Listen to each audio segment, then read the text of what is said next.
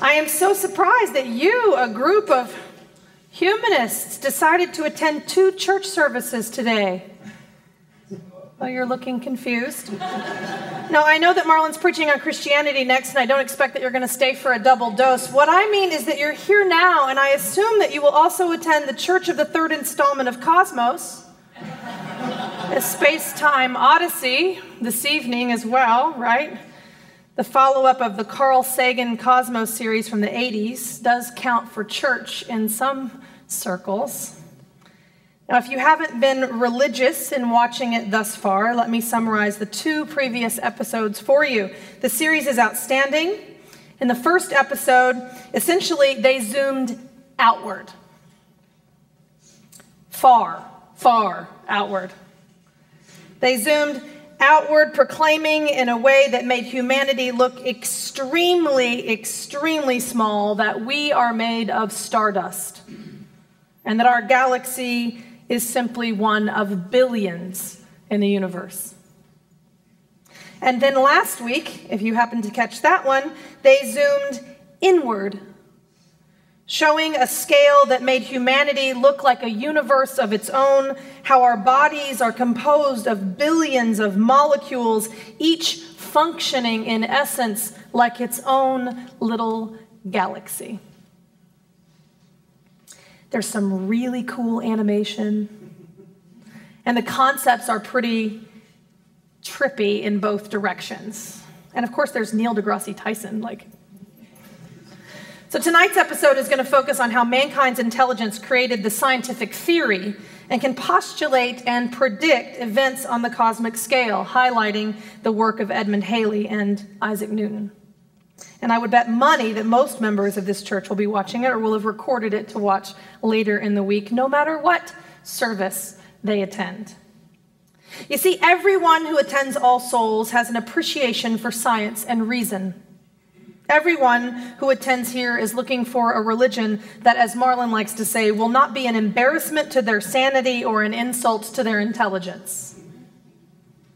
In fact, this is a place where questioning and critique is essential for the discovery of truth, a place where skepticism and doubt are seen as an important part of the human experience. And we would never require or suggest that you say one thing when you believe another, especially not in the name of tradition.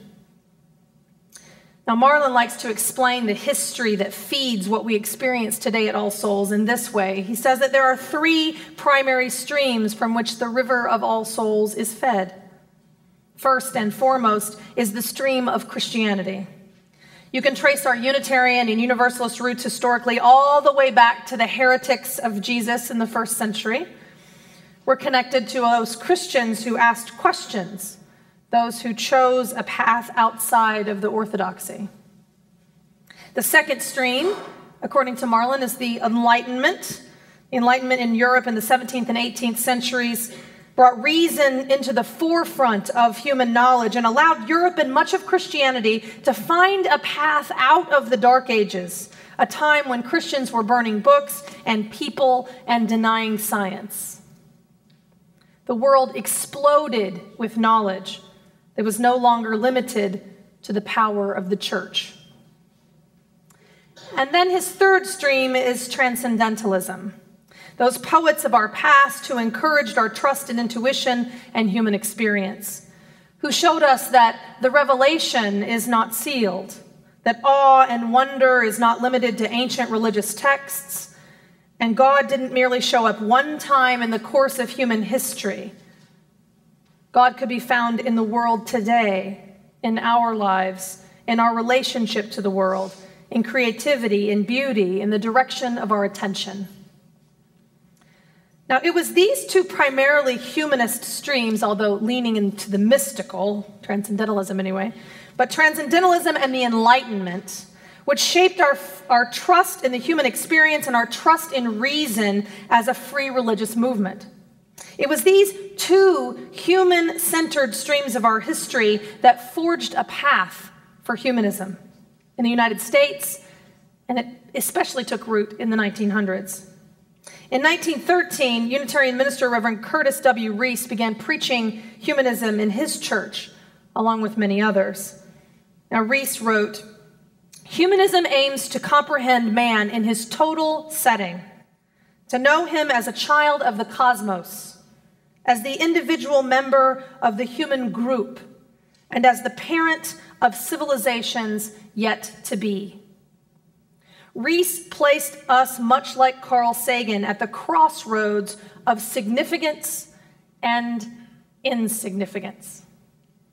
Making humanity the focal point in our religious tradition, though, caused much debate in our history. So let's just get the jokes out of the way. Now, your job is to say, I don't know, what? What does a secular humanist call a Unitarian? A humanist not yet out of the church habit. And what do Unitarians call secular humanists? An unchurched Unitarian.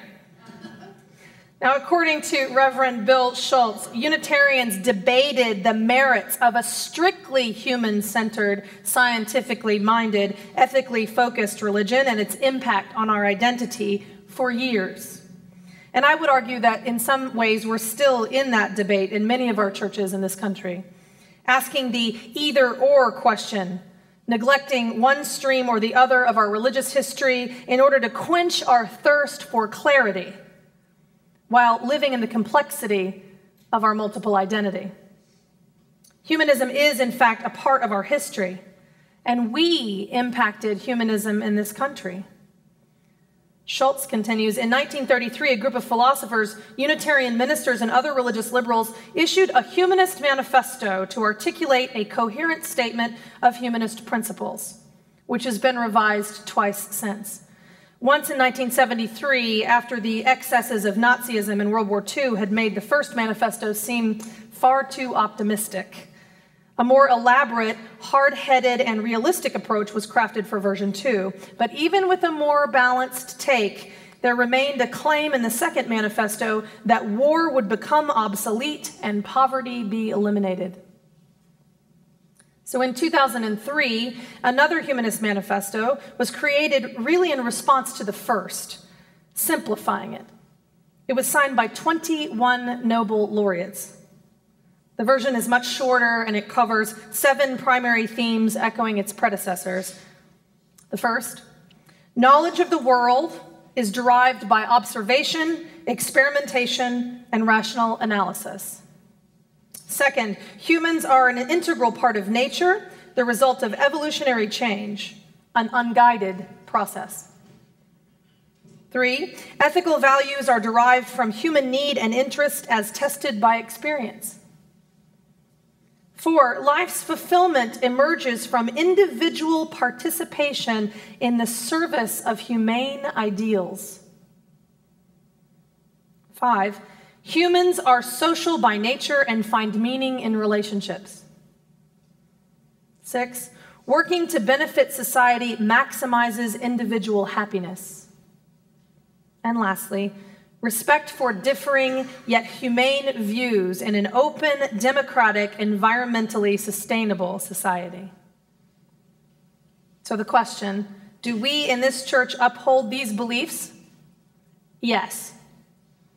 And I would say that the coexistence of humanists among us who ascribe to this manifesto only need to stretch a little bit in 2 places in order to respect the differing views that are present in this church.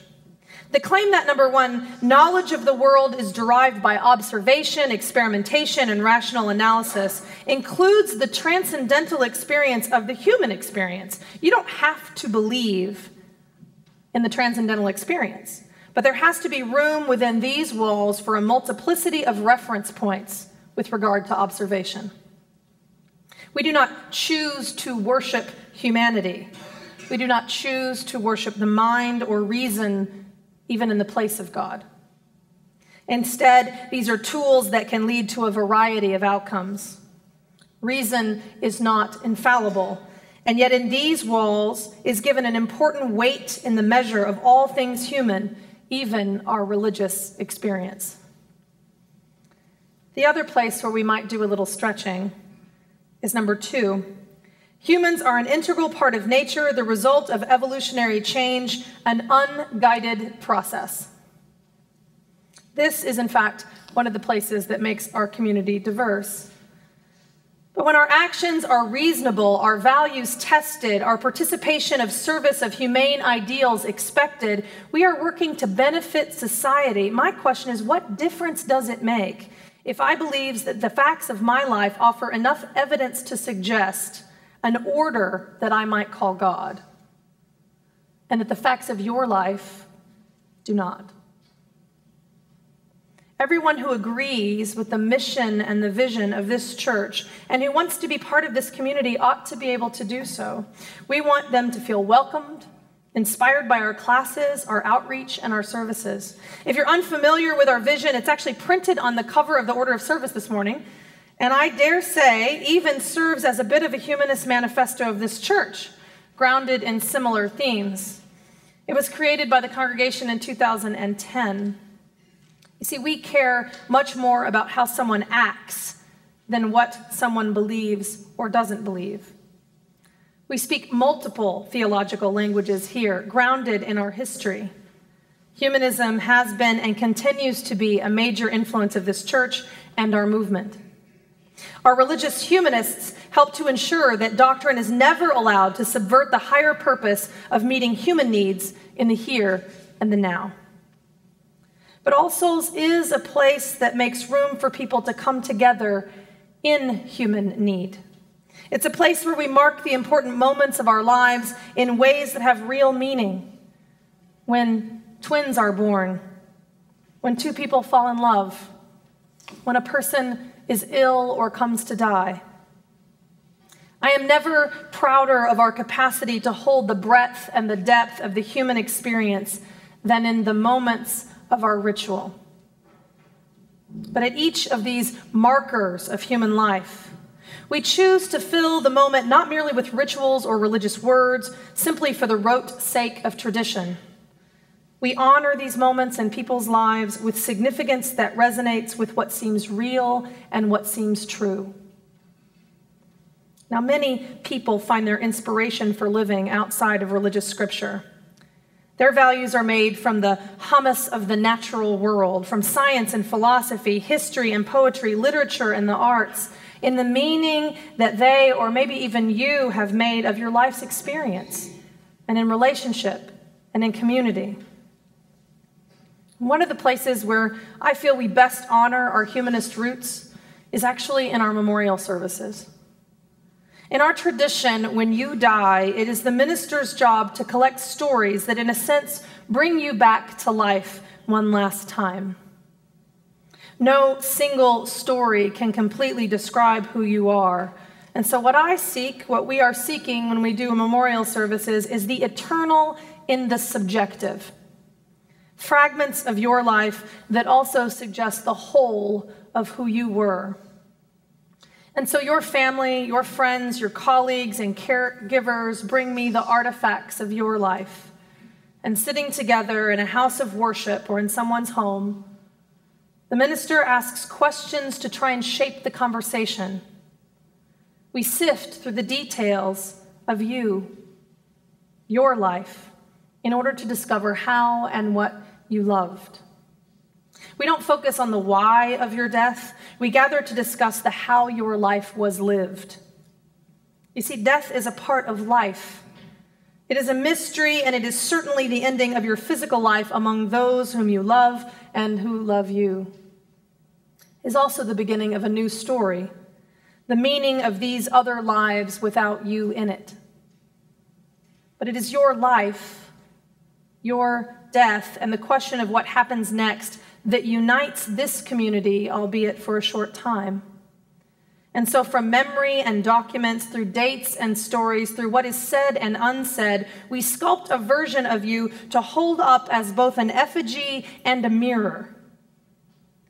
I am most delighted when the image is recognizable and at the same time informative, leaving those who knew you comforted that I have seen the whole, and maybe even shown them something that they did not know from their single reference point in the universe. Crafting a memorial service is one of the most difficult and beautiful parts of my job. The questions that drive these meetings are often chronological, because in death, lives are hung on facts, dates of birth and graduation, of marriage and divorce, of enlistment and discharge. We concern ourselves with the location and position of schools or homes, hospitals, of degrees earned, jobs and memberships held, religious institutions attended. Facts add scenery and setting, props and opportunity. But somewhere between all this data is the story of a life. And because you are gone, your story becomes how we and they tell it. And because each life lived is an example of how we make sense of the human condition, your story, in essence, becomes our story. And more often than not, the stories of the life lived presents a humanist scripture particular to that one life that is perfect for that moment, but that also speaks to us. I recently performed a memorial service for a woman who committed suicide after years of struggling with mental illness. Listening to her story through her loved ones, it was clear that she would not have wanted to be defined only by the way she died. Who among us wants to be defined by a single act? This woman was also diligent, a hard worker. She was blunt, loving, and compassionate. And as I listened to her family, one story stood out to me that seemed to just slip past the family and underneath the door, but just wouldn't get out of my face. Once, the deceased and her sister found a bird that a cat had tortured. Its wings were broken, its feathers were missing, ripped out into chunks. It was barely alive. Seeing this once beautiful bird struggling for life broke their hearts. It was the deceased's sister who told me this story in the family meeting for her memorial service. And she said at the time, she couldn't even look at this poor bird. She just had to turn away. But her sister, the subject of my eulogy, asked for a bucket of water. And in an act of compassion of which very few of us understand or are capable, she dipped the bird beneath the surface of the water and held it there until it drowned. This story, woven into the fabric of a life lived, offered meaning to a tragic situation and was offered to her family by her own actions from when she was alive. No one advocates suicide. This was a result of a horrendous and complicated battle with mental illness, a condition that sometimes results in death. But this story created an opportunity for forgiveness like none other could. It held the suffering and the strength. A single story from her own life offered healing in a way that Scripture even could not. And the telling of it speaks to the value of life. The joy of our lives is richer when the pain is in fact not neglected. We all walk away renewed, reminded that a human life is indeed worth living, and it is difficult. Life is holy. It is holy in birth, it is holy in its living and in its dying, and not because it was anointed by a deity or because the words were spoken in a religious institution, but simply because we claim it as such. And even though tradition can enhance or underscore this point, if you are awake to the beauty and the tragedy, the underlying pulse of the human condition, of this journey through life, in this incredible world, on this tiny planet, in one galaxy of 1 billion galaxies, one religious scripture becomes just that, one story among the billions, but a significant story in and of itself, and in how it speaks to the human story. And parts of our own lives can do the same. And so focusing on the human story and the way in which it impacts our own is why our child dedications are geared to welcome the child into the community. Our wedding ceremonies are tailored to the needs of the wedding couple and their families. It's why our memorial services focus on not saving the soul of the dearly departed, but on serving the survivors, by giving them a memorable experience related to how the deceased was in life and how their story fits in with the human story. And we recognize in this church that the human story includes science and religion and philosophy. We are a postmodern religion. Some would even argue a postmodern religion. Because the approach of the Enlightenment, that the world is knowable through reason and the scientific method, and is having universal and objective truths, has been rejected in most philosophical circles and replaced by postmodernism. So postmodernism is this worldview that maintains that there are other valid ways of knowing the world, other valid ways than reason, other valid ways than the scientific method. There is intuition and creativity and revelation.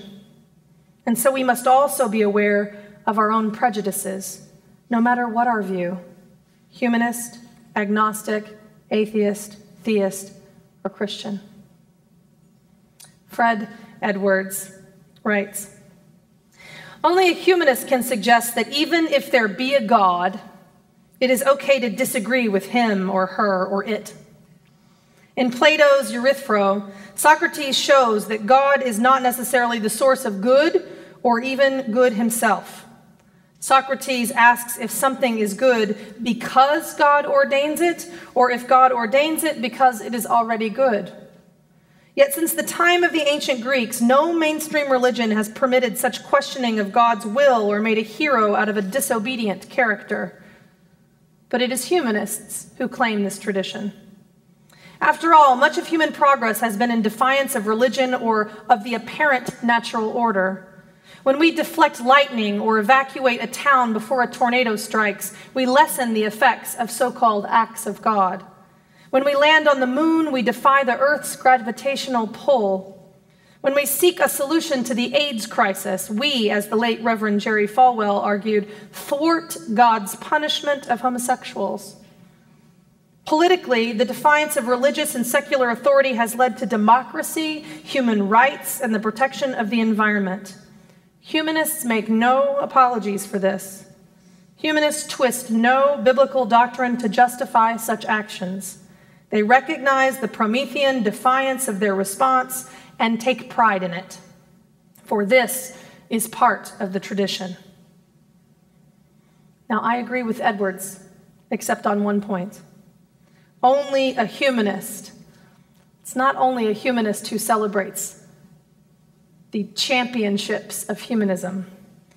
It's humanists and free religious thinkers, like members of All Souls. We also argue with God, and we argue with those who believe in God, who are harming or ignoring humanity. You see, I want to support an institution who has access to the rooms of the leaders in religion, because historically, religion has been the problem, and we do not deny that. But I am most proud knowing that Marlin Lavanhar has access to the key religious leaders in this community and has relationships with them and will influence them. So that while he is in that room full of men, and they are in fact mostly all still men, he is representing you and me and the diversity of this church and the diversity of our gender and race and sexual orientation, of its leadership and its laity, the diversity of our theology and our life's experience. I want him to carry the stories of our lives, our hopes and dreams into those rooms with him, and he does. This, in fact, reflects my change theory. Not a full turn that leaves others behind, but just a quarter turn that brings people along with you and changes hearts by being in relationship. And so are we humanist? Yes. And Our church is grounded in a free religious tradition with two very human-centered streams in our history of the Enlightenment and Transcendentalism. Our theology centers on a hermeneutic of diversity and a hermeneutic of freedom. And hermeneutic is just a fancy word for theory that grounds us. It's often used interchangeably with exegesis in biblical interpretation. But it's an important word because it claims that from which we base all others. Philosophically, it's showing what we stand on. And at our core, we hold in tension the values of freedom and diversity. Freedom of thought, belief, and practice, and knowing that we are closer to the truth when we are exposed to and held accountable to a diversity of thought, belief, and practice. So when you go to church tonight and watch that powerful episode of Cosmos, remember this tension that grounds us. We did, in fact, invent the science that helps us to explore the universe, and yet we ourselves do not stand in the shoes of God. May it be so.